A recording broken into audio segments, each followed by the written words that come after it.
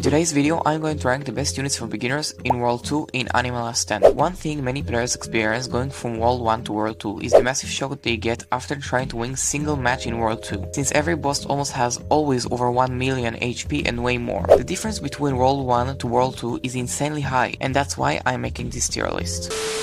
Hero Hunter Mythic is really good for both World 1 and World 2. He's the most classic unit you will use in the entire game, and that's because he is the main unit you can obtain from the guide, until you get Hero Hunter Monster, which is really nice because then you don't need to bother trying to evolve him. Regardless, Hero Hunter is really good, but at some point in World 2, he won't be enough to carry you. Sukuna Mythic is also really good, but again, only for a certain amount of time. He can be evolved eventually into Gold unit, which is pretty mid, but for Mythic unit, he does fine damage, and you have the choice to evolve him, if you want. Although I wouldn't recommend you. Zenitsu Mythic is okay if you just started World 2, and you want some supporting unit. He is mainly good because of his Electrified passive, which can stun the enemies for an insane amount of time. Depends on how you upgraded him, but when he will progress deeply in World 2, he could not catch up with the story, so you will have to either evolve him or simply not using him. Jinwoo Mythic. I will admit this unit gets decent every each evolve. His gold is pretty decent, but not good overall. He is really good as Mythic because he starts with really high base damage, and he could also act as a supporting unit, but not more than that. All of these are Mythic units, and only optional if you have them in your inventory, but they are not helpful in World 2 whatsoever. Edgy Mage Celestial. He is pretty broken for Celestial rank. He has the Electrified passive like Zenitsu, but his passive is way more stronger than Zenitsu's one. He can stun the enemies for a lot of time. Moreover, his Electrified passive deals tons of damage, more than the unit itself, which is insanely impressive. At the beginning of World 2, he could carry, but for a short period of time he will slowly turn into a supporting unit, rather than the carrying unit. Ulquiorra Celestial. Pretty good supporting unit, less better than Edgy Mage and a few more Celestial here, but if you have him in your inventory and nothing else is obtainable yet, he is pretty good choice. I won't suggest you to use him long term, but he doesn't evolve into a broken unit. In fact, his damage and range and all the other stats remains decent all over the evolutions. Ram Celestial. She's a really powerful unit, she's hybrid and she has tons of passive, and her damage is really high, and a Ram is inside the same unit, meaning their damage getting buffed by many after a few upgrades. Slime Celestial. She is really good for progression mode. Despite her damage, which I think it's not enough for World 2, she has Burning, Electrified and Black Flames effect, which is really useful for supporting. After a while she's pretty useless, so you can upgrade her.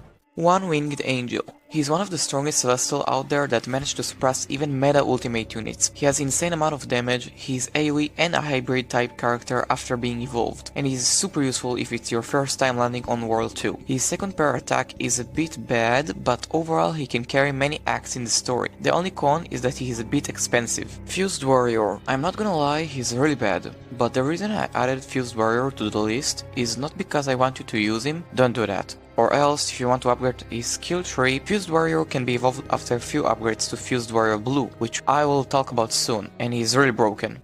Diavolo. Diavolo is pretty new unit, but for Celestial he's pretty broken. He has the passive of Epitaph, which lets you to switch between two modes. One is the Underboss mode, which gives him 100% damage and lowers his second pair attack, which is nice. And the second mode is Boss mode, which gives him 350% damage, but it lowers his attack speed by 50%. Overall, Diavolo also did a really good amount of damage.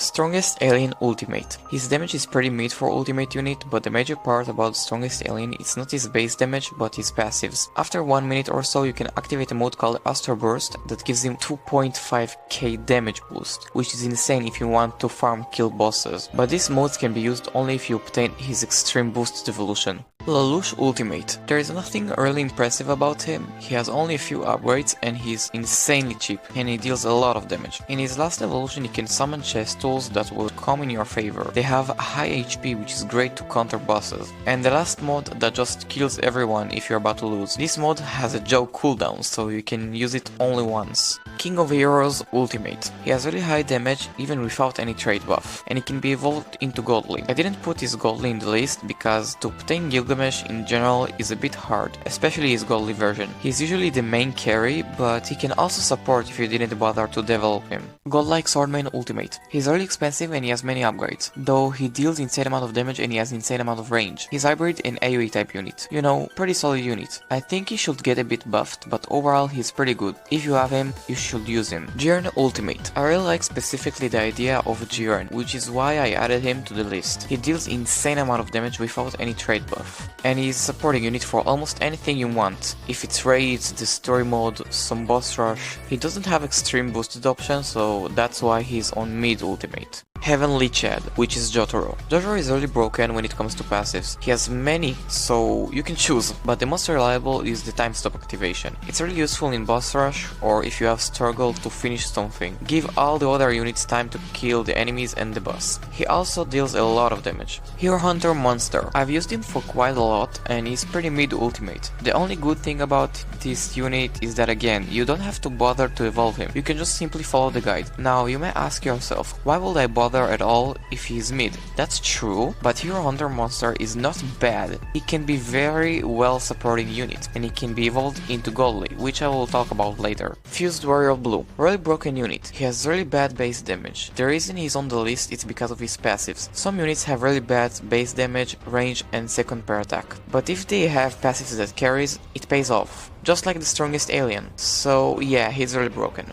Domination Devil. I didn't manage to get her evolution yet, but she's really broken. She has high base damage, she can summon mini mimics of the enemies, she has mid range, she's really broken against bosses via her passives, which I don't really know how they work yet. She's a really broken unit for meta ultimate, but not more than that. Now for Giorno. Buongiorno. Giorno is really broken as a unit. He's the strongest nature unit in the game, and if you ask me, he's the top most strongest unit in the entire game. He even suppressed some godly units. He has insane amount of range and damage, he can also slow the enemies, and the best part is the fact that he can summon life form that regenerate health each time and spawn every time he kills the NPCs. They only work on the ground, but it doesn't matter because Giorno is a hybrid and can attack from the air. Giorno is also one of the most easiest characters to evolve. It doesn't take much of time to evolve Giorno, especially when you're already cooking the storyline. I really recommend getting Giorno. In my opinion, the most broken character in the game, if boosted properly. Hero Hunter Godly. Really good Godly, but not the best Godly. But really good for beginners in World 2. His plasma damage is really good, he has tons of passives, which I don't know how to use yet, but if used properly, I heard it can make Hero Hunter really broken in terms of damage. There are way more better Godlies, but he's one of the most easiest to obtain along with Rimuru, which I will talk about now.